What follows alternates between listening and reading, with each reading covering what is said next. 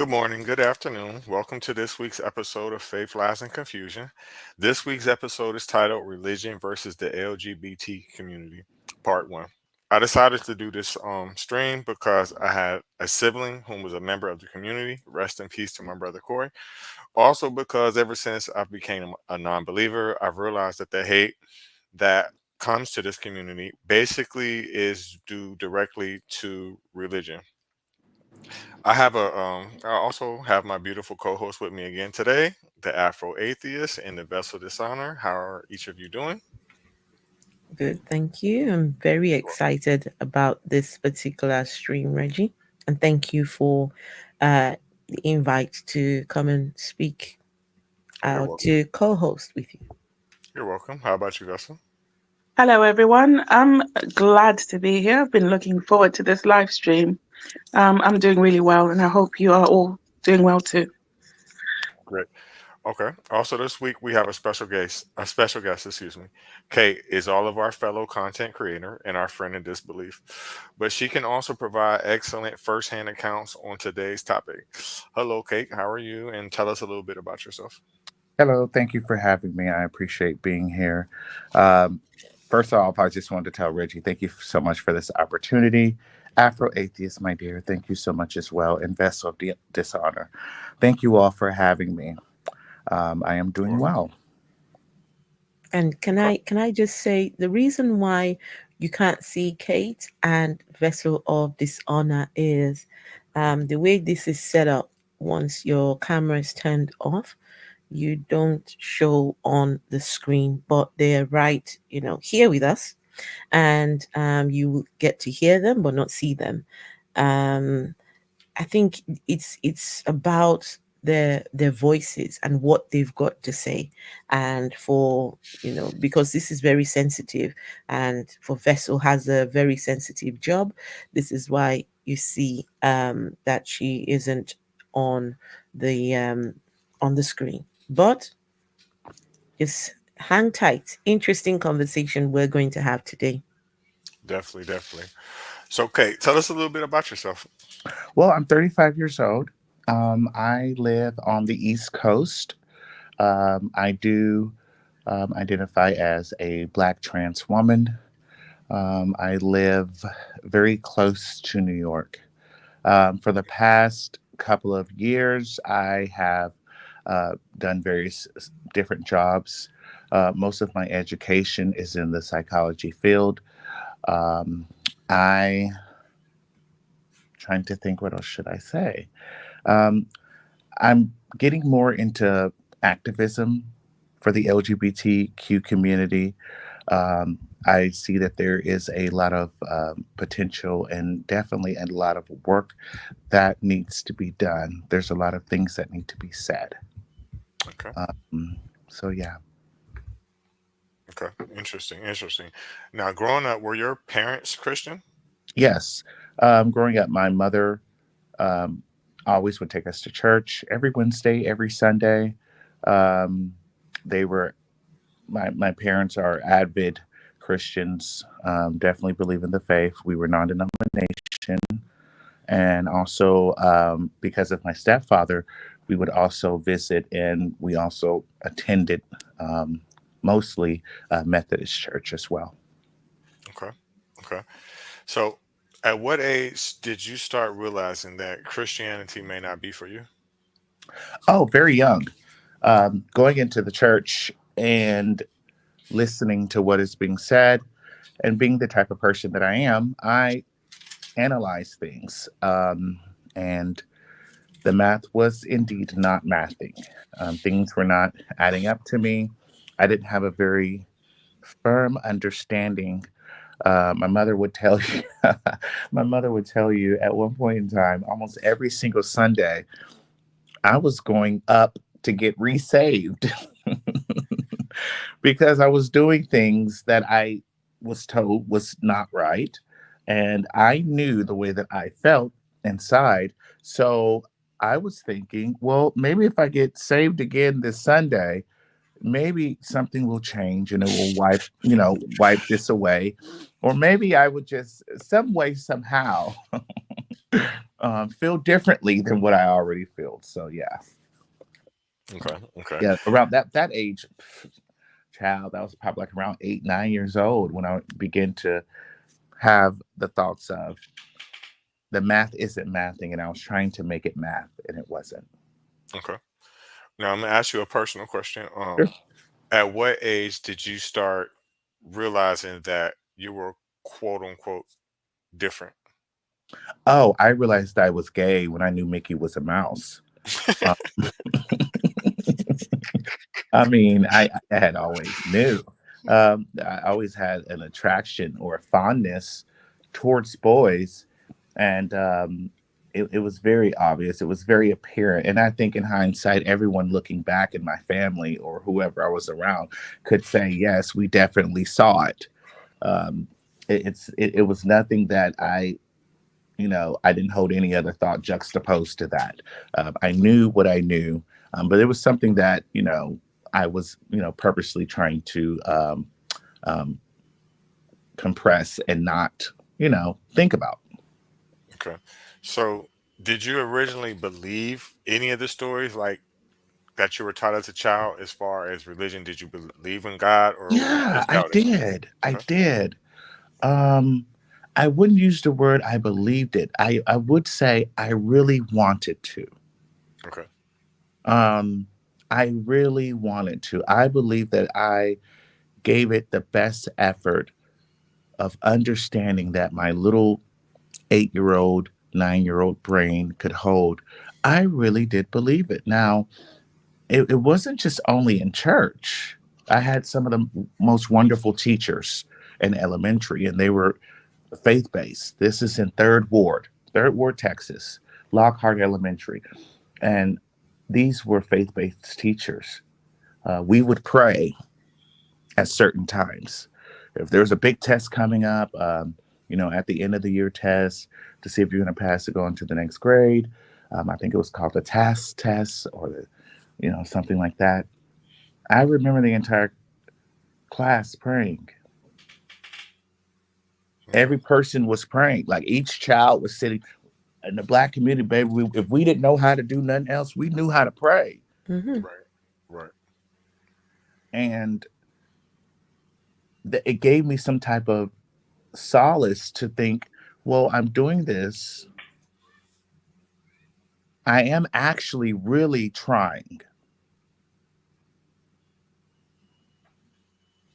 I But when understand. a child is praying, um, and hopefully I don't get too much into this, but when a child is praying, if I were God, that would be the first prayers I listened to. I was searching for something that was not there, hoping. The worst thing a child, especially in my situation, um, being adopted at the age of 5, 6 years old, knowing that I'm adopted, knowing the separate homes that I had been in, knowing what happened in some of those homes, and thinking that I have gotten the golden ticket to a beautiful family. And for me to be that child, I feel so bad for him looking back. I feel horrible for him. It was almost as if I was doomed from the beginning. The thought patterns that I was having, things that I learned later on were trauma.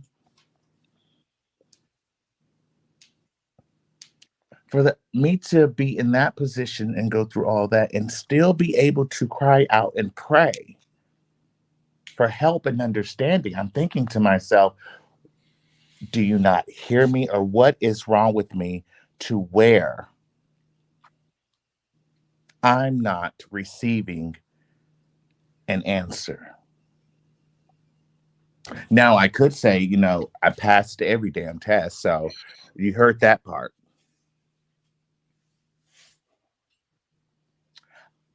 I remember being a child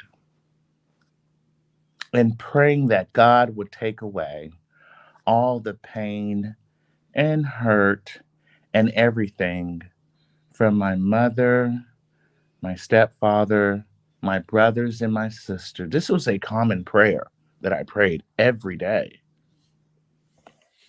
and put it on me because I was the type of child that was so sensitive. I couldn't see other people hurt.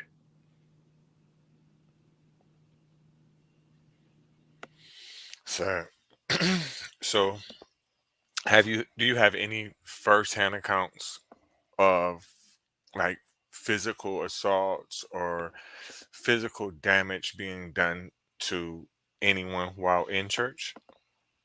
In church, no. Mm-mm, Okay. no. I had like a boyfriend in church. I think one of my first boyfriends was in church. I'm not going to say his name, but yeah, but no physical damage that was being done. Don't No, don't tell psychological. me. Don't tell me your boyfriend was the pastor, because you know the way the pastors they be moving. No, but These his pastors, the way they move funny. Mm-hmm. so no, the boyfriend. Oh, child, let me get into Mm. this. The boyfriend wasn't a pastor. No, he was not. Hold on, let me ask That was like, and that was like in third grade. But I would never forget. I got suspended one time from school, and my mother, she thought it was a great idea to not just let me hang around at home because I was suspended. She took me to, I guess she contacted um, one of the youth pastors and had me go up to the church for the days that I was out of school, to do work or do whatever they needed around there. And the youth pastor, one of the youth pastors there, ended up liking me, and I liked him. And we started what I thought was some type of relationship. And now, granted, if I'm not mistaken, I'm in high school, and this person is in their 20s. This is an adult. And the conversations, and I should not have been around that person as a child. And I told my mother, um, I couldn't, I never told her what happened, but he had a very interesting name that I could not pronounce. So I wrote the name down and I asked my mom, I said, Mom, how do you say this name? And she said it. And I was like, oh, okay. She was like, why? I was like, oh, no, I just wanted to know. But no, but I should not have been around that person. That was an adult and I was a child. That was definitely a line that should not have been crossed.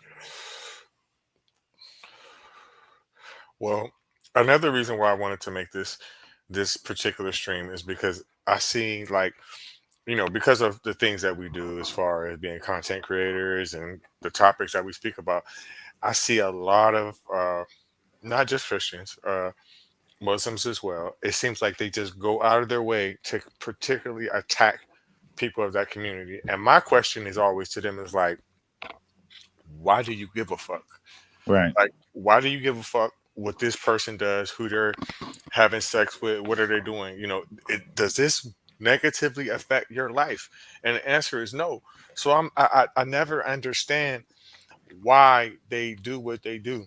Right. I believe that it does attack. I believe that it does affect their life. How? I think that it does. If we actually stop and think about it, it does indeed affect their life. I'm watching you live out openly, and I can't. Mm, mm, mm, It mm. does affect their life. I could tell Absolutely. you it's a grain of sand in a sea. How many men that I spoke to that have told me that you are able to live your life. I wish that I could live my life like that. I wish that I could. A lot of people always envy something that they want that they can't have. Whether it's me, my body, or they want to do something with me, or they really wish that they had the balls to put on a wig, makeup, and high heels and sashay around. You never really know because you don't hate anything that you're not a part of or that you don't want. What's that thing you Facts. always say, Reggie? Facts. You hate what you are. You hate what you are. Mm. So when And I go ahead, and Fro. Kate says something I've noticed, and myself and Reggie we talked about this. I think Reggie also has noticed as well. So sometimes when you're running your lives, there's something about your lives that just attracts believers, believing men. Mhm. Mm-hmm, It's like they come there to, like they've got a point to prove to you. mm-hmm, mm-hmm, There's one person, the way he moves, he comes over there, and I'm thinking of all the places you can be right now. mm-hmm, Why are you here? mm-hmm, Why are you trying to, you know, you've got to let Kate know what exactly your opinions. I mean, why so invested? And J Rob, right? I'm talking about J Rob. And and so I'm thinking, have you noticed that? Why do these Christian men, why are they, it's like a moth to a flame. They're Mhm. they're mm-hmm. there. What are they doing there? They I will be totally honest. I've noticed that as well. A friend of mine, Antonio, and I were talking, and I think I had some other people in the live too. And I just had to stop because I noticed something. I said, "Why is it I can never get women to come up here? Why is it? I'm always talking to men, and I Facts. and I want to talk to everyone, but Hmm. Hmm. and they always come up mansplaining, and Hmm. then like I always say, I know it's gonna come up. I'm There's nothing on my board in the background. There's nothing on the prompt in the background that says LGBTQ. It doesn't say Hmm. anything like that. We are talking about religion, Christianity specifically. And they always come up and they always bring up LGBTQ. Every time. Never fails. And I just asked, like, this is not what we're talking about. Why are you bringing that up? It's almost as if I want you to see me, I want you to hear me, and I want to talk to you. Hmm. And I just started flat out telling people, if you want to talk to me, you could just say, "Hey, I want to come up and just talk." Um, I see the DMs when I get off. I do. yes, I that's the question I want to ask you, because I feel like some of them won't stop at just those Hmm. conversations on front streets, because the way these people are so invested. I This is my thoughts, what goes on through my mind, and I've wanted to ask you, do some of these people also slide in your DMs? Do they come in there, for whatever reason? Um, I, to answer the question, yes. It's a very common thing. Um, I'm used to getting off of live with at least two or three DMs. Um, you know, talking about something dumb. But what they don't realize is that I don't follow everyone. So if I'm not following you, it's in the category. You know how it is on TikTok. It's in a category where I don't just automatically see. So you're not going to be responded to. Um, and some of them will say things like, "Why did you do me like that up there?" Because I'll chew them up and spit them out behind their belief system. You know how I am. and you didn't have to do me like that. Da, da, da, da. Why are you so mean? Just typical dumb shit. That they're flirting with you. But child, I don't have time for that. I couldn't date you anyway with your belief system. Man. I've definitely, I've definitely noticed when I slide past your lives, it's normally the same ops that's in there. Mm-hmm. They're never a woman. They're always the same men. Um, Mm-hmm. that think they super tough. I have noticed that. Yeah, It's same a ones particular type. Yes. over and over and over again. Like I was surprised. I don't who live was I in yesterday? I was in Logic's live, and J Rob pops in, Oh boy. and that's the first thing I said when I said. I said, "Oh shit," because the thing is that you can see you whatever live I go into, you're going to be able to see it because you just go to my page. It's going to show you that I'm live somewhere.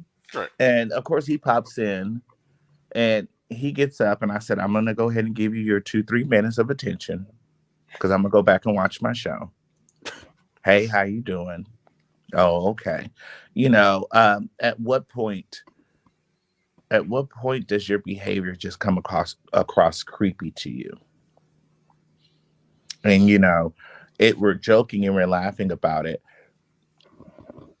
but I just told myself the other day that I'm going to have to put my Facebook account on private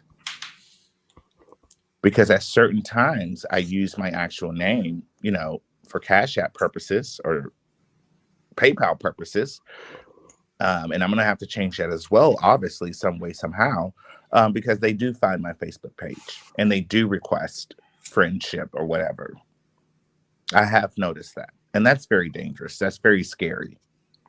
Right. Because some of these Christians and these Muslims will kill you. Hmm. Oh, child, let's not get started on the death threats. Yeah. Death threats. Why? Because they're crazy. I don't like what you're saying. You're making me feel some type of way. I'll never forget. I had someone actually tell me, why are you making me feel this way about you? I said, I'm not What? do anything. I'm Why are not you making you. making them feel whatever they're feeling about you, as if you can control their feelings, their emotions? Hmm. What? It's Why are just you making silly. me feel this way about you? And I'm thinking to myself, they were better off saying, why are you making it go up? I have no control, dude. That's Did Oh you. I? That's my your God. body. I'm just gonna share very quickly. So my introduction into um, not LGBTQ as such, but to trans people. I remember years and years ago, I was I was a student, and I was attached to a ward on, in this hospital. It was a surgical ward, and this we given handover and told that it was there was going to be coming a trans person, trans female, and they were coming for corrective surgery. They'd had the surgery on the bottom, and that surgery has had complications, and so they were coming to have it worked on. So I was like, whoa, I've never met a trans person in my life. Now, bear in mind, lots of white people in this particular place, not many black people as such. And so most of the patients, they're not very nice people. They just they wouldn't say hello, wouldn't say hi, wouldn't, just the idea that you're a staff, I'm a patient, you're there to help me, right? So if I need you, I just call you, come. Can you do this for me? Can you do that for me? Can you do that for me? And so not much conversation goes on between myself and any of them. Anyway, along comes the trans woman, and because I've never met a trans person before. So where I was standing, I was busy looking. Oh, there they are. Like so. Anyway, they saw me right hanging around, and they called me over. They said hello. I'm like, okay, hello. Says yeah, my name is so and so and so, and how are you? What you doing here? And I was thinking, really, you're gonna talk to me? Yeah, yeah, yeah. Why not? We started talking, and this wasn't something that usually would happen. Most of the patients, they just saw you as just there to help, but not to have conversation with, not to. But this person went out of her way to befriend me, right? And so because they befriended me, I felt like I had to be nice to them. And, I would do anything. You want something? Yeah, could you get me a cup of water? Could you, I said, because you went out of your way to be nice to me. And in that moment, they shared with me their experience. Um, how growing up they, knew that they were different. And it was something that she said to me. She said she's here to correct the what's gone wrong, but she said she would never she never she doesn't have any regrets whatsoever doing that surgery. She said because the very first time when she had done the surgery and she saw what was down there, says that feeling, no one can ever take away that feeling from her. That even if this corrective surgery never works out, even if it never goes on to do anything, but she said that um, just that feeling for her was everything. Said for the first time, the person who she has in here and the person on the outside matched for once. And so hearing their story and how this impacted so much on them, and because they went out of their way to befriend me, I was a nobody there, but this person did not treat me as a nobody. They respected me, and they didn't have to. I tell you what, that person single handedly changed my view on trans people, LGBTQ. And I was a Christian girl, a young Christian girl at the time. Because of that person, I said, I I am for this cause. Just meeting them sharing their experience with me, and you know, you see the human in the person. You realize that these aren't just people on, they're not just a number. This is real people. And to get that experience, I don't even remember her name anymore, but that experience has always stayed with me. So that was my introduction, and I am quite appreciative that she did that for me. Respect. Beautiful story. Yes, we are indeed human. And I think that a lot of people forget that. I think it was your life, Afro Atheist, um, that I was talking to. I was on your live. Yeah, it was your live. And the gentleman on there was just so crass, so mean, and so rude. How can a man in a dress tell me about my God? And I said, hold on, wait, wait, wait, wait, wait. I am human. I'm human. I bleed the same blood that you bleed. I am indeed human, I promise you. I have feelings, I have emotions, I have thoughts, I have beliefs, I have hope, I have ambitions. I am human. I'm you. You're me. I'm human. And people forget that, especially, unfortunately, in the Black community. Uh, uh, it was so difficult for me once I don't think I actually had to come out, I did have a conversation with my mother at one point in time, and it was just like, "Hey, this is what this is." She found a letter that one of my Name an R&B song that was she found a letter that one of my classmates wrote, and she questioned whether she should go to the school or not, to confront and talk. I don't want this boy liking you and writing you letters. And I said, no, no, no, no, it's fine, it's fine. I'll handle it. Um, and then, like, I guess it was like a week or something later. I guess she must have found another letter. I think it was. I'm not really sure, but I just told her I'm gay. I being knew that. You knew that. All your Mary Kay makeup and products are coming up missing because of me. You know that. But it was almost as if from that point on, I've been fighting to get my mother's attention and love. I was kicked out of the house and put into a youth center, whatever you want to call it, at like 14, 13, 14 years old. And from that point on, I really haven't been the same. I was good at masking things. I was good at being funny. I was good at making people laugh. And all that was a coping mechanism for people to actually like me and overlook the fact that I was gay.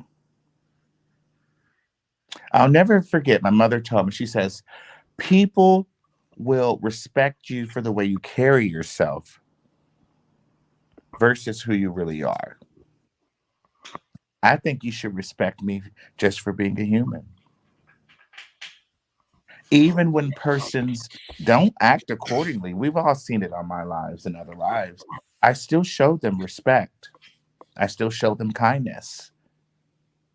I still allow them to get out what they need to get out, even if it makes absolutely no sense. But I will say that from the time that I have left the house at 14 years of age, now I am 35, the relationship with my family has, slowly but surely gone down. In what ways? Communication, I barely come around. Um, I don't talk about certain things, or I try to limit the amount of information that I give when I do speak to certain family members. Okay. I do look at the way that I was raised, and I looked at how this family member was treated, or brother and sister was treated, how I was treated. Children see those things. Yes, they do. They absolutely do. Especially, like you said, when you got siblings, you can see the difference. You were the one that went through your situation and they didn't. So, I mean, what was the camel that broke the straw's back with Christianity for you? When I realized that the book said that I was an abomination. Which, in I, my I opinion, is a contradiction. But right when I believe when I read it myself, and I began to pray to be straight. I prayed and prayed and prayed to be straight, and it never happened. So I said to myself, well, since you're not going to do it, I'm going to step away from this religion. And this is me as a teenager, a child, saying these things. I'm praying and praying and praying and praying and praying and praying. I'm like, are you asleep? Do you not hear me? So you just picking and choosing what you want to help me with. I I understand. can't. I can't change the attraction. The attraction is there. I understand what you're saying because with my brother, rest in peace, him being gay, and he was very much so religious. I used to always wonder that. I never really like per se asked him, but I was aware of what the Bible said about it being an abomination, and he sometimes used to be trying to tell me about like God, and I used to just be looking at him like, bruh, do you hate yourself? That's what I used to think, truthfully. Right. It does make you hate yourself. There's so many gay black Christians that go into the church house every single Sunday and sing in a choir and on the music Hmm. ministry and directing the choirs and so on and so forth. And this is a book that directly speaks against who you are as a human without you trying to be that. No one is walking around saying, I'm gonna be gay because I just want to be gay and I'm not attracted to men, but I'm just gonna be gay. No one's doing that. And I think that my parents should have taken a different approach the way that things were handled because I'll never forget. I was 14 years old or 15, I think, and I had a job at Kroger, and my boss was gay. He was a Jewish guy. I'll never forget. And he was having a conversation with my mother about something, and it was about me, obviously. And I'll never forget, I overheard him tell my mother, "You're going to push him away." And what did she do? Pushed me away. It's just sad. Like, Um, go ahead, Afro. so I want to ask you about your because for me, when I started uh looking at makeup videos online, I love makeup. I love makeup. I love beauty things as usual, like as you would if you're you know trying to you get into a certain age and notice that your skin is starting to you started to see the lines, and how do we maintain this? And yeah, I started exploring makeup content creators and learning how to do makeup. And I used to enjoy uh, cross dressers and trans people, just watching them. It was an art. It was an art. I particularly loved the before and after, right? When they do the before and the after, and you Mhm. think you've got to be a magic worker, a magician. Just some of the things that they come up with, and then RuPaul's Drag Race. Oh, I used to love watching RuPaul's Drag Race, and right, just for you now, do you in your day to day life, are you do you dress completely, in all the dresses, and are you out there flamboyant and just owning who you are? I Oh, would wish so, because I indeed. love that, Uh, absolutely love it. yes, indeed. When yes, especially, when I would go out with friends, you know, especially this past summer, I better make sure that I had the highest heels that I could walk in. Mm, mm, mm, mm, mm, mm, mm. And Ooh. yes, with all 250 pounds pressed Ooh. up against those heels, walking to wherever I'm going. Absolutely. Um, but I caught something a couple of years ago. I caught that when I did not have on a full face of makeup and I would take it off, I didn't like it. So I began to stop wearing makeup so much because I wanted to begin to love the person that I saw in the mirror. So the only time that you will actually catch me wearing makeup is when I'm going out, not on a day to day. Mm. And that was for my own healing and for my own self love. Because people would take, baby, I woke up in the morning and I got the pattern, baby, MAC. and every bit of makeup that was on What's the, your I put it what's your all on. favorite brand? What's your favorite brand? I love MAC. Mm-hmm. I really Mm-hmm. enjoy Mac. It is a little bit too heavy, but I do enjoy Mac. It covers well. It sits well. And it sits for a long time. But one of the best makeup tips I can give you is skincare. If Mm-hmm. your Yes. skin does not look good, and if your skin is not healthy, the makeup won't look good, or as good, should I say? It's all about skincare. Hmm. I have a question. Well, a couple questions. Sure. Okay, so while you were in the church when you were younger, did you ever attempt to, how can I put it, show who you are? And what I mean by that is, did you ever, were you abiding by church rules, or were you open as in your sexuality at that point I've in time? always was very open. I remember going to church looking just like Little Richard. Oh, I was always who I was. That's one thing. No, I'm going to tell you. I'm going to give you an example, and you'll understand why I say this. If my any of my family members, if they were to see it, they would know exactly what I'm talking about. Um, Baby, I would have my hair permed, fried, dyed, laid to the side. I would take some brown gel and make sure that my eyebrows were set down, and I would take brown gel and make sure that my eyelashes were popping. That's one thing that you.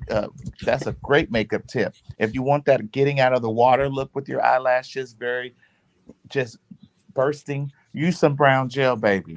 Oh yes, they knew. They Did, knew. did you ever receive any backlash from it? Of course I did. My mother would tell me to take that mascara off, take that eyeliner off. I had a sister who felt like she always needed to point out if I had on eyeliner. But see, the thing is, the way that my eyes are, people always think that I have on mascara, eyeliner when I don't have it on anyway. So she felt like she needed to point that out. But yes, I always got backlash from it. Well, Muhammad wore eyeliner too, so shit. Yeah, I always wore, he wore it for child. That's a whole different story, which Right, I it's a still different. don't. That's a different Yeah, religion, which but he I still definitely don't wore it though. understand why they do that. But I have no idea. I mean, I know why, but it don't. It just does not make any sense to it me. doesn't make any sense. It doesn't. But yes, Can I I can I can I share my screen? Oh, Uh, absolutely. Reggie. So before we do anything, I don't know if Kate, you've come across this video. no, I haven't. Okay. Um, yeah, just a disclaimer. It is not nice, not very nice. But this is a church, and this is the preacher. Someone's coming to church. I think they're a cross dresser. I don't know. But whoever he's talking to seems to be dressed in, uh, you know, they've come to church, and this is the response, or this is the pastor's, yeah, just how he decides to act on the day. Can you leave my church and go put on man clothes? And don't come here like that no more. Thank you, Jesus. I hold a standard in here. Mhm. Whatever you do on the outside is your business. And I will not let drag queens come in here. And y'all gonna come in here, you're gonna dress like a man. Now, whatever you do on the outside, that's your business. But when you come in this house, if you're a man, dress like a man. If you're a woman, you dress like a woman. I'm not going to allow it. My salvation is more important. And God is holding me accountable. Now, whatever you do outside these doors, I don't bash, I don't judge. But when you come in here, you will not be a drag queen. Amen. The Holy Ghost tell me in my spirit that, can you leave my church and go put on man clothes? Wow, wow. Mm. Does this fool? Mm-mm. And just forgive me because Mhm. I may go off just a tad bit. You're right Does to this do so. salvation Did you get horny? Were you attracted to her? Your salvation? The Bible speaks that once saved, always saved. I'm not understanding that. You do not know if that was that person's last straw of trying to Mm, be fucking alive. mm. And they needed to hear something that was going to keep them going to the next day. Foolish. You know what though? That's probably the best thing that could have happened, because I'm sure whoever that person that preacher was speaking to, I know they probably was like, "Oh, really? Fuck you," and never came back. That probably saved them 10% of their income and whatever tithe they was gonna give that day, the next day, in general offering the next week or whatever. So you know what, you did It, them a fucking favor. I get that aspect, but I'm looking from an aspect, and this is no.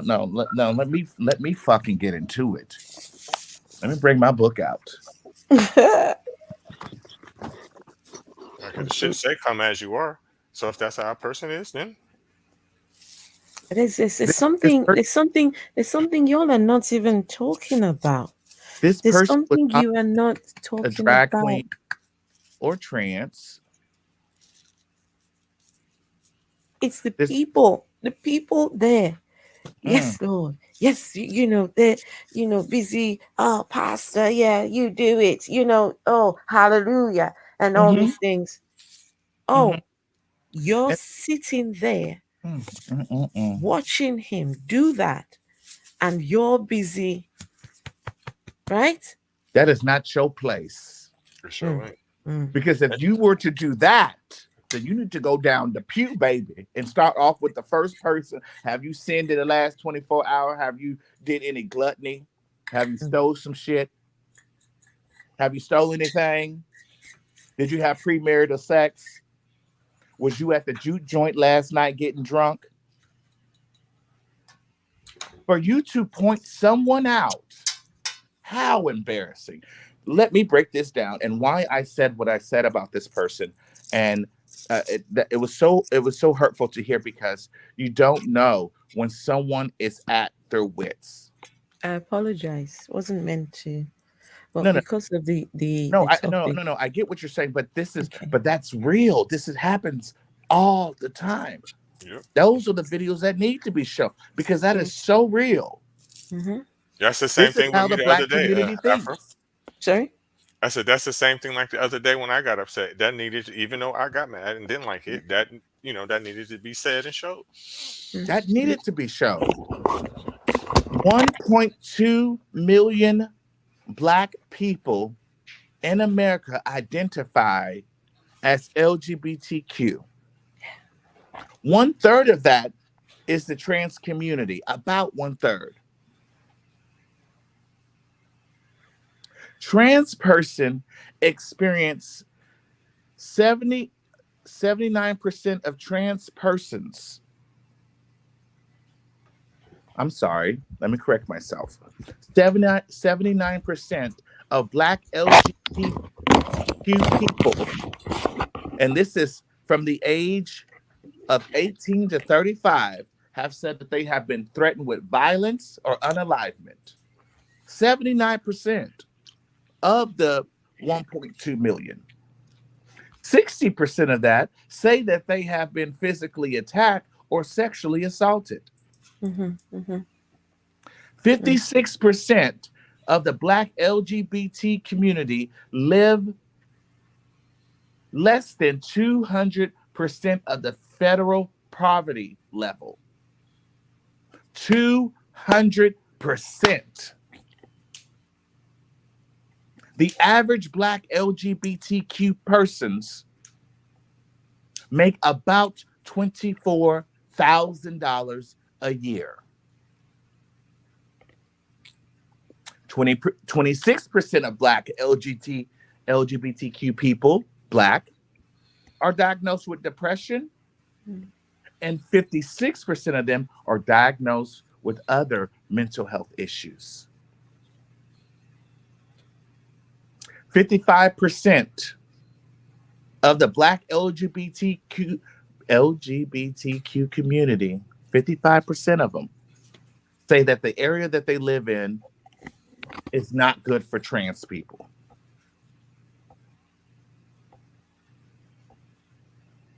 And this is the shit that they do when you do want to go to church. Now, y'all, black folk walk around, you need Jesus, you need Jesus. And this person went to go get Jesus, and look what happened. I just don't understand it.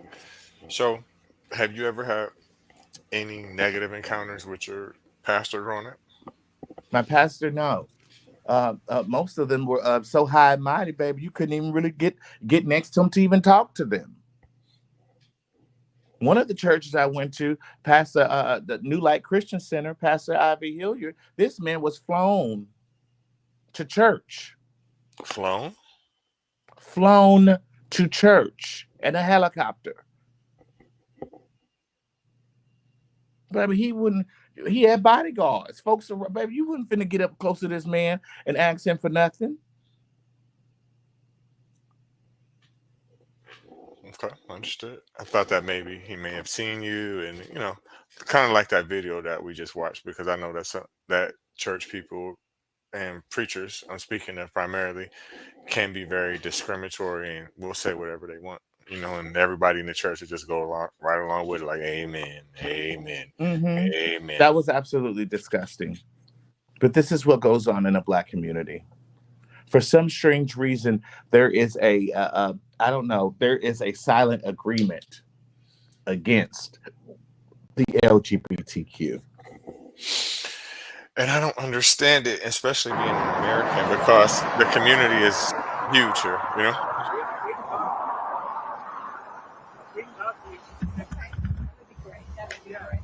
I'm so sorry. That's all right. I We have a understand. job to do. Sure. So can you take a moment and step out of the vehicle and just talk to us for a minute? Well, we can't get into much. We're a little late for an appointment. Okay. But as Afro. I wonder if Afro knows that we can see her screen. Sorry, I was trying to show you guys something. I apologize. So, do you guys know about Ted Haggart? I don't. Ted Haggard. Yes. Oh yeah, the guy who had the show, who was inappropriately touching his cheering. Is that him? The one who was exposed for the pastor who was exposed for he was anti the LGBTQ. Oh goodness, he was very very active on his spaces saying LGBTQ. We say no, rah rah.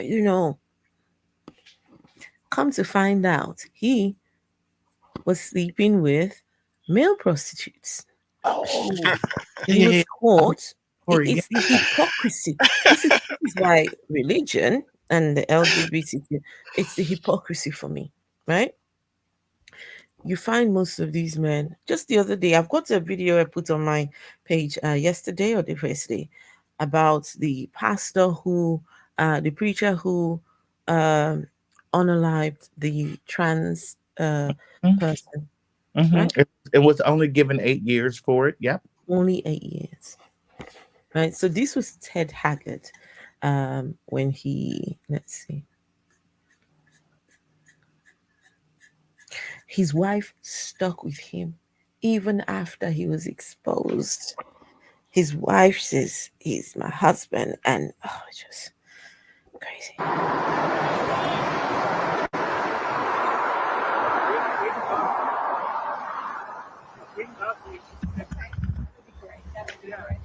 I'm so sorry. that's all right. I We have a understand. job to do. Sure. So can you take a moment and step out of the vehicle and just talk to us for a minute? Well, we can't get into much. We're a little late for an appointment. Okay. But as we talked the other night, we're so grateful that he failed the polygraph test this morning, and my accuser did.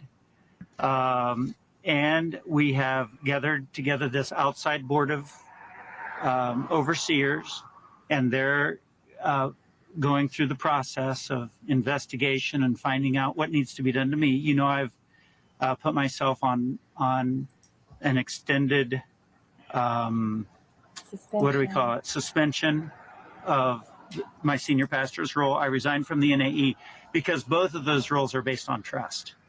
And right now my trust is questionable. Right. Well, And and, so- and the man who's making the accusations, Mike Jones, did fail part of the polygraph. It said deception about having any kind of a relationship. Mhm. He did not fail or did not directly address the aspect of any use of illegal drugs. Yeah, and all That's that's still a question that's out there. all that's got to be processed through, and I'm sure they're going to do that. And I know that Nicole asked you to deny, but I have to ask you again: have you used meth?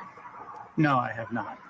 Lies. And the Right. voice expert that is in Denver that was hired by Yeah. KUSA has matched now 18 of the words left on Yeah. the voicemail message. I with did call your him. voice. I did call him. And what did you call him about? I called him to buy some meth, but I threw it away. And who were you buying the meth for? No, I was buying it for me, but I never used it. Have you ever La- used meth before? No, I have not. So, And I why- did not ever use it with him. And did you ever have sex with him? No, I did not. Lies. And at what point did you decide to throw away the meth? Right after, I never kept it very long because it was wrong. I was tempted. I bought it, but I never used it. And how did you know that he would sell it to you? He told me about it. I Did went you there have for that initial- I went there for a massage. So, okay, we're late for our Oh, appointment, and so, but thank you for your work. How did you find him to get a massage from him? A referral From from the hotel I was staying at. the hotel where? I've stayed a lot of hotels in Denver because I write in Denver. So, okay, Okay. all right, thank you. Thank you, Pastor. All right. Thank you very much.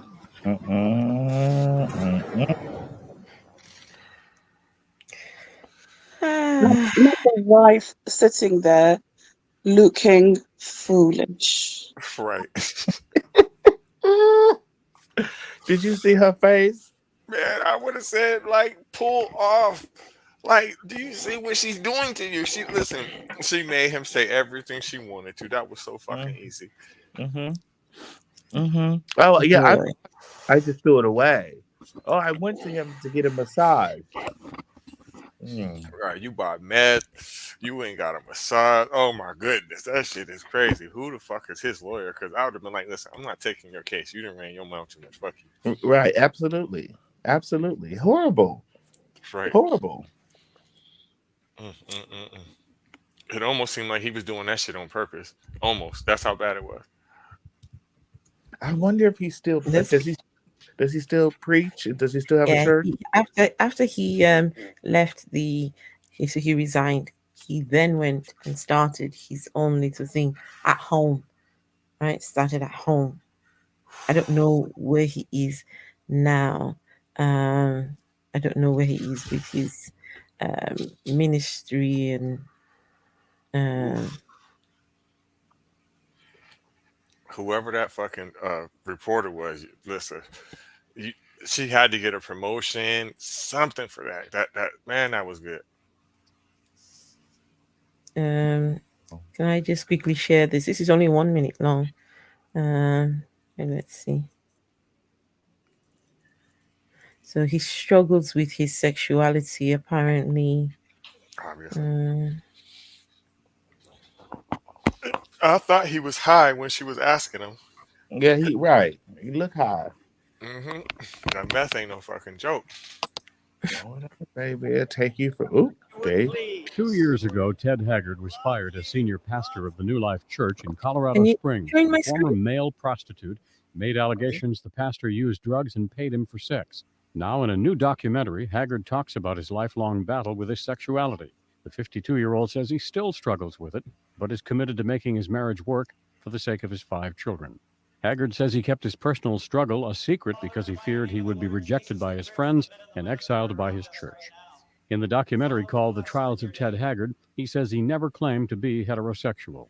It's directed by Alexandra Pelosi, the daughter of House Speaker Nancy Pelosi, and it's set to air on HBO at the end of January. Following his downfall 2 years ago, Haggard reemerged last month in Illinois, delivering guest sermons.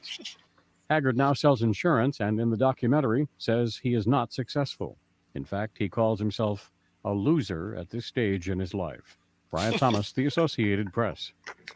You done spent all your money on meth. Boys and meth. Boys, and he says he never said he was heterosexual to begin with. And hey, Maya, yes, Yes, I he never did. told you all I was heterosexual, did I? I Yes, never told you that. he told his wife that. Obviously, he had to tell his wife that for him to turn around and marry her. And she Right. just as silly as just all outdoors, just sitting there, silly. Of Oh, course, she stayed with him even after everything came out. He couldn't hide, right? That he was using uh what you call it. He was, taking advantage of the boys. What do you call them? Uh Male there prostitutes. you go. That one. Yes, he was using male prostitutes. So, right. Pathetic. and this is the preacher. This is the leaders. And so, what's the other name of that man? The other one, Eddie Long, right? Mhm. Eddie Long was another one who, oh, you should see Eddie Long. I mean, y- there was a time when you could tell that something's off here when going to the gym, and he would come on the stage wearing some real tight body fitting shirts, and you wonder, you're a preacher, what are you trying to do here, right? Mhm. And tight. Finally got exposed for being, he too, it was the men came together, and they did an expose. Now, what I do not like is when it first gets out, how these men would jump through hoops. They would blame the guys. They would say that they are blackmailing me. They would call those people evil. They would, only to find out all that time it was actually true. Could They have would just came out. lie and lie and lie through their teeth. Mhm. You didn't have you had your picker in the honey jar. Mm-hmm. And you had a free opportunity to come out too, and you chose not to, dummy. Mm-hmm. Mm-mm, mm-mm. The issue I have with that is you going off and getting married, knowing doggone well how you are. Why would you drag somebody else into your mess? Mm-hmm. 5 kids. So Religion. That's why. you sat there and were with this lady, had the first, second, third, fourth, fifth, and all that time you had attraction to males. I mean, if you're bisexual, at least be honest about who you are. Be honest. And this is why religion is it stifles people. It stops people being their true selves because of those ancient books that tells you, oh, you're an abomination if you are not sleeping with your fellow woman. I don't understand it. I don't understand how a god creates people with gay tendencies, with the tendency to be different, and then you penalize them for being different. You penalize them for, um, you know, just being who they are. I mean, can you imagine the struggle? You wake up every day, you're in a body that doesn't fit who you are up here. Every day you wake up, and that is the struggle you have to deal with. And then someone comes along and tells you, no, you can't be who you are. You've got to keep that locked in. Yes, you've got those struggles, right? You've got those struggles. Yeah, we recognize you've got it, but you mustn't. That in Islam, I hear people saying that in Islam you can be gay, but as long as you are not, um, following through with the desires. Isn't that torture? Mm-hmm. That is torture. None What of it kind makes of sense to God? me. No, but what kind of God though? And this is one of the reasons why religion could never be an option for me. A God that tells humans that because of who you are, because of your sexuality, you're an abomination. I want nothing to do with that God or that religion. Nothing at all. But he's choosy with that though. And the reason why is because clearly David was gay. Clearly. Clearly. However you look at it. King David, well, okay, I would say he's bisexual at best. I mean, there's no Mm-hmm. best or worse in it, bad comparison, but he definitely was intimate with men, period. However you look at it. And what's wrong with that? It's nothing wrong with it, in my opinion. It's just a simple fact that later on you say that, oh, it's an abomination. But how come it's not an abomination for him? Yeah. You have to be consistent with things, you know? Mm-hmm. It's not just because you want this person to be able to do this, this person. That's not, that don't make sense. And then on top of that, when you think about, there's other species as well that, you know, do things like that. So are they an Yeah. abomination too? Mm-hmm. It doesn't make sense. And now that, like I said, now that I'm not a believer, I start thinking about things like that. I start thinking about the definitions of even the word believe, right? Anything that you believe it because that's based on facts, right? So if you don't believe something, it's not your fault. No. It's not your fault. So how can a person sit there and say out their mouth, "Oh, if you don't believe in Jesus, you're going to hell"? It's not my fault that I know better. This God creates the heavens and the earth, creates the universe, creates, you know, everything. But then now he's reduced himself to inspecting people's private parts, what Mm-hmm. they're doing with their private parts or not doing with their private parts. He's so invested in what humans do with their private parts. I mean, make it make sense. It's almost an He's obsession. always, he's always, sorry, go on, Kate. No, I'm saying it's almost like an obsession. You're right. It is an It obsession. is. It is. And then they say God is always watching. He's ever present. He's always there. No, please do not watch me. No, thanks. Why would you? No, come on. And Right. God will sit there, a child with there's a friend of mine who her nephew, her nephew was diagnosed with cancer, 9 years old, has been in hospital for months. He got better, went home, and has been taken back to hospital again. They're waiting on this groundbreaking new sort of treatment from the US. They're trialing it in the US, and it's a bone marrow, something to do with the bone marrow. So they're waiting for his body to reach a certain I'm not sure. She was trying to explain, I didn't really understand, right? His body has to reach a certain sort of level for them to start this treatment with him. So this is why he's back in hospital to try and get him up to, you know. So that child's parents and that child, he's praying. Well, they're not Christians, they're not Muslims either. But I'm just saying that sort of child. Why wouldn't a God go over there? Go over there. Go and help that child. But no, look at him. He's busy. He's busy checking out people's private parts. He was so invested in Onan's seed, right? The chapter and verse in the Bible. I don't remember, but Onan in the Bible. Can you imagine? He had just lost his brother. He had just lost his brother. The week before, that woman was his sister-in-law, and now automatically she's now his lady because his brother died. They Right. didn't even give the man the opportunity to grieve his brother.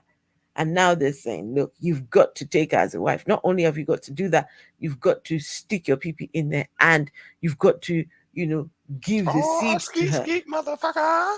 Huh? You got to put your seed in her. And he says, no, I'd rather spill it on the floor. For that reason, God has him killed. God kills this man because he decided not to come inside the woman. Mm. Come on, people. I thought that was just a respectful thing to do. If you're gonna fuck your brother's baby mom, at least don't let No, her. You know what I'm no, saying? but listen. How many of you would feel comfortable knowing this is my, dead brother's wife? Come on now. I feel like that was his little bit of remorse right there. Like, you know what? I ain't ever going to Exactly. nothing you. I don't want You our kids know. to be brother and sister. You know what? Right. And God punish him for it. But you let Lot get away with that bullshit. That's why I understand why no woman is religious. That don't make no sense. Y'all get punished for everything. If you even let a nigga smell the pussy one time, you going to hell. To hell you go. Dude can do anything he want, long as he got at least one good foreskin to cover his mistakes and God forgive me, you good. You good. It just don't make no Oh, damn sense. This is a God that is obsessed with foreskins. Really wants them foreskins. I mean, I guess it's for like I know that they use it for like yeah, skincare Brody. products, very expensive skincare products and stuff like that. And maybe No, he's is just that really is that interested in true? his wrinkles. Yes, that's very No, true. You can I look it I up. heard yesterday, and I thought it was. I thought they know they couldn't be serious. Are you saying this is true? Man, that Yes, shit, this is very true. that shit I'm crazy. I'm going to buy some for Reggie over there. No, no, the fuck you're not. I'm buying some for No, him the over fuck there. you're not. He No, you're definitely not. wants some. He That means definitely wants some foreskin, I don't. foreskin Penis cream, skin. No, cream and. I don't. No, I don't want that. I don't want no dick cream. No, no, no. What? Hell no. Hell no. Foreskin Keep cream? that for keep. You know what? You can keep that for yourself. I'm not They even yeah, that they type of they shit do guy. stuff like that. Nah, Yeah. I'm cool. Like I don't know. And like I've always said, religious people, especially men, are so sexual. Mm, Even on my lives, I have to say I'm not going to talk about X, Y, and Z because religious men are so sexual. Sex is always going to come up in the conversation. mm, Rape is always going to pop up. Something sexual. And I had to ask the question a couple of weeks ago. Why are y'all so sexual? What is up mhm, with y'all? mhm. Some of Yeah. the some of the weirdest people I have met were people who were part of the church, and they're just so nasty and so sexual. I don't get it. I don't get it. It's almost like following this religion makes you sexually deviant. Mm, I don't get it. I don't get it neither, and I don't get why there's rules. You know what I mean? Because if you really think about every single rule, and especially when it comes to sex in the Bible, right? There's no way that human life could probably even exist. yeah. It couldn't. And if it did, Mm. it'd be very few people in this damn world. Mhm. Maybe the Bible was made for population control. You ever thought about that? No, no. I'd say the I don't opposite know. is the case. No, Yeah. didn't God want people to? No, I don't think it's no, not population control, Reggie. The opposite He, of population control. It's one of the about main just things he go there says and was go fruitful and out there multiply. and multiply. Yeah, I he mean, wants yeah, you to have that's on one sex. hand. Yeah, that's on one hand, but on the other hand, shit, you damn near can go to hell. Like he don't. Okay, so if you're a man, right? If you've ever been defiled by a woman, you can't go to heaven, right? No, no, not a thing. This shit don't make sense. Doesn't make sense I at mean, all. all that graping is sanctioned. It literally told them to go out and grape. Yeah. Then there was the tribe of the Benjamites that were unalived almost to complete, disappearance. And they Mm, just went and kidnapped girls. The same thing Boko Haram is doing now. And the God didn't do anything or say anything. Religion confuses me with that because y'all are absolutely right. It does, in a way, sanction, rape and all that. But then again, it makes you feel bad and kind of tells you to not have sex at all. Right? Especially if you're a woman. If you have sex at one time in your life, unless you was a virgin on your wedding night and you got pregnant at the same time, you ain't getting in that motherfucker. You ain't. Yeah, you're not getting in where? You're not getting. What's You're not getting into heaven. Oh, into heaven. Okay, okay, Yeah. okay. I was thinking you were talking about something else. Getting in where, Reggie? Like, Where we getting into? listen, and actually, like, say for instance, if a guy was to rape you, say you did everything right in life, you didn't have sex or nothing like that, and a guy was to rape you, you still can go to hell just because Yes, he did it to you. yes, yes. So, He's Women, obsessed. women, He's women obsessed didn't with have sex. any value at all. Women don't have value none, in the these religious texts. No value for women. none whatsoever. They're cattle. Hmm. So, what does everybody have going on for the rest of the day and in the near future? I am going to get on live in just a moment. I'm going to get on live. And I got cleaning up and washing clothes and all that other stuff to do. Sunday dinner. So, yeah. Okay. I'm, I'm looking forward to Godless Dating. Okay. Me too. Um, So in about 2 hours, I'll yeah, be can I having. say some? Oh, sorry, Afro. Go on, please. I just wanted to say to Kate because I've been quiet and I've been listening to what she's been having to say. In the beginning, I was almost driven to tears because I can recognize the trauma that I also went through as a child, even though it was under different circumstances. But I share your trauma, Kate, and you are wonderful. You are Yes, strong.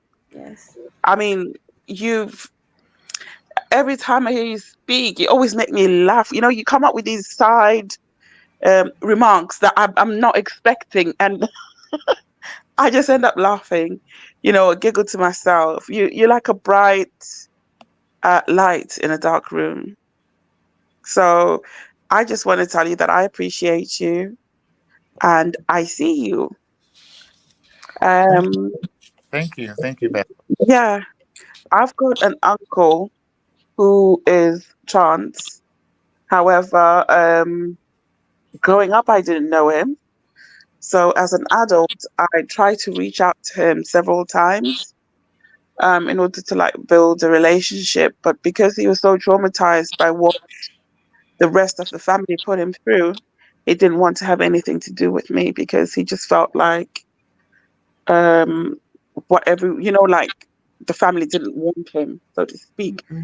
In my dad's family, there are about 12, 11 boys and one girl, and Mm-hmm. he only got along with my aunt. Everyone else he just cut off. And because I was my father's daughter, he cut me off too. He didn't want anything to do with me. I don't know what happened. They've never explained it to me, but he's living his fabulous life, and I wish him well. That's all I can do, and I can only love him from a distance. But what you've been through, Kate, it doesn't. It's not a label for you. It doesn't describe who you are. It's people that have tried to put you in a box and label you, and you've come out of that box and said, "No, I don't belong in this box." And I just want you to continue living your fabulous life. Don't let the bastards bring you down. Thank you. Thank you very much. I really appreciate that. That's very kind of you, and I appreciate it. I really, I guess, what my motivation to coming on this live stream today was if and when I think I said it yesterday. If and when I closed my eyes for the last time, I would have hoped that I said something and did something that mattered and bettered someone else's life, I try to find some type of light in my own life, which is very difficult for me. Um, I really do. People don't understand mental health and what what we go through, and especially myself, what I go through. I would hope that my words and my actions would have made a difference in someone's life, gay, straight, black, white, blue, green, or anything.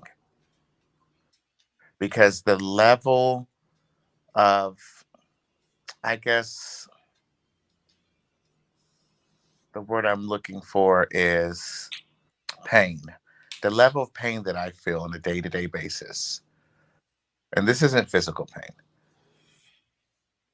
I would not want this for any living being on this earth. No matter how atrocious you are, I had to really regroup. I had to go to therapy. You know, it's almost as if, I'm not going to get into details of all this, it's almost as if I'm purposely being set up for a horrible life. It's almost as if it is directly on purpose. Who would want to live like that? And if I have any family members that are here that are listening, I wonder, when people ask you or people have these type of discussions,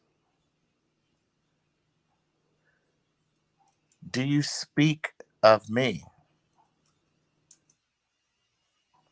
Because there will come a time that I won't be here anymore. And when they ask you, tell them the truth. Tell them the truth about who I was.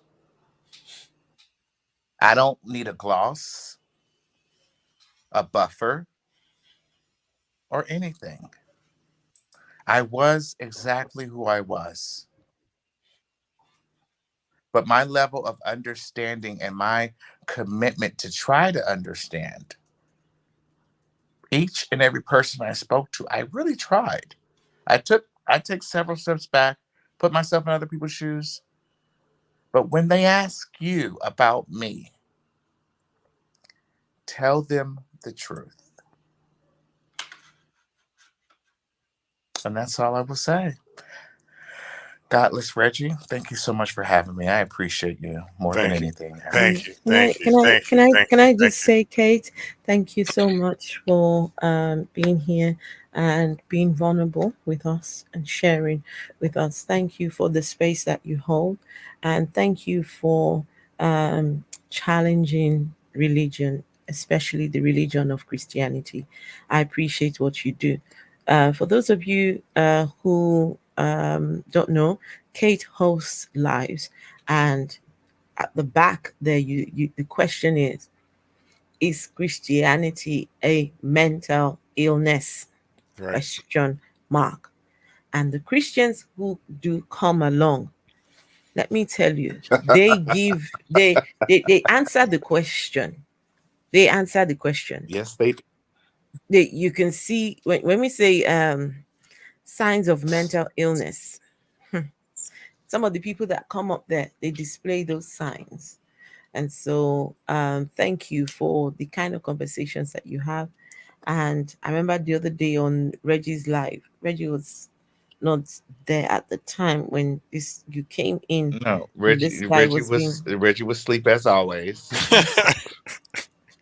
and you came in while that guy was being so misogynistic, and you told him about himself. Oh, I enjoyed every minute of you just giving it to him exactly what he needed at the time. So thank you, Kate. You are awesome, Yes. awesome, awesome. Thank you, Thank Kate. you all so much. You all take care. Right, Kate Kate. signing off. Thank Hold on, you. hold on, hold on, hold on, hold on, hold on. Before you go, Love you, thank you. Kate. Hold on, hold on, hold on. Thank you. Before you go, thank you for especially for coming on here on the fly. I really just asked you just yesterday. Listen, this is probably the best one. This is actually probably the best stream I've had. Um, thank you for being open, being honest. Where can people follow you at? Make sure you say your info. Oh, yes. You can follow me on TikTok at Katie Takaya. That's going to be Katie. Last name Takaya, Tekiah. All one word, Katie Takaya. Or you can also follow me on Instagram, which is Mm. Ketia Takaya. That's my actual name, Ketia, Ketia. And again, my last name, Tekiah. There is an underscore in between the two of those. Okay, I'm putting it in the comments now. Go ahead, Vessa. I just wanted to say, love you, Kate. I love you too, so I'm pretty sure I'll Love probably you. see you later. I love Yes. the way you talk. Oh, I love the way you talk. Thank you so much. I appreciate you all. You're so Thank you, sweet. thank Yeah. you, thank you, thank All you. right, see y'all later in the lives. Thank you Thank for everyone you. that All was right. listening. Ambrosia, thank you so much for being here. One of my number one supporters who's always there for me. Yes. Ambrosia, thank you very And much. I'll see yeah. you all later. All Goodbye. right. Right. Goodbye. Okay. Thanks everybody for coming along today. Again, catch me here next week, 11:30, same time, same channel, at Godless Reggie. I want to give a thanks to the Vessel of Dishonor. I want to give a thanks to Afro as always. Jerwalk, definitely Jerwalk. Thank you, Mayans. Ambrosia. I think I said that already. L, Maya, Dima, Maya. Who else? Def- Maidens. Maidens, Electric King. Amy. There was Amy Patterson. Amy is Ambrosia. Is Michael, Amy is yes, Amy Ambrosia? But oh, okay. yes, Michael Bell. Like I said, I'll be back next week. Y'all got any more shout outs? You've got a show on Wednesday, haven't you? Yes, I got my sports show, product of the '80s. Well, I'm tripping. AAA Sports. I'm distracted because it actually NFL is on right now. I know most people are probably watching it at home too, but AAA Sports podcast. I think we'll start at 7:30 or 8 o'clock on Wednesdays. Check me out there. All right. Y'all Okay. got Bye, anything else? everyone. No, Godless dating later on. Oh yes, yes, yes. Godless dating in about 2 hours. So on the TikTok page, I will stream it onto YouTube as well. So yes, look out for that. And so that's it. That's it for now. Yeah, I would like to shout out Reggie for doing Hey, this. Thank you so Thank you, much, Reggie. thank you, Thank thank you you. for shout out giving a Reggie. voice to people that have been ostracized by religious people. For I didn't want to use the word people, but it's so annoying. It gets so annoying. It gets to me. But thank you, Reggie, for doing this. Anytime. Listen, I honestly I was a little bit scared to do this one. I was a little bit scared. I'm like, man, this one. I I knew it want was it to gonna be go good. great. I knew it was I gonna thought go it great. was too, but I didn't want to mess it up. It worked out good though. No, you did well. You did well, Reggie. You did very, very well. Thank you, thank you, and thanks again for coming on. Let me play the outro. We out. Done. Mom.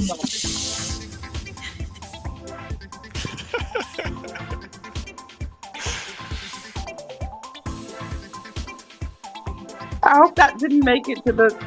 Is it still recording?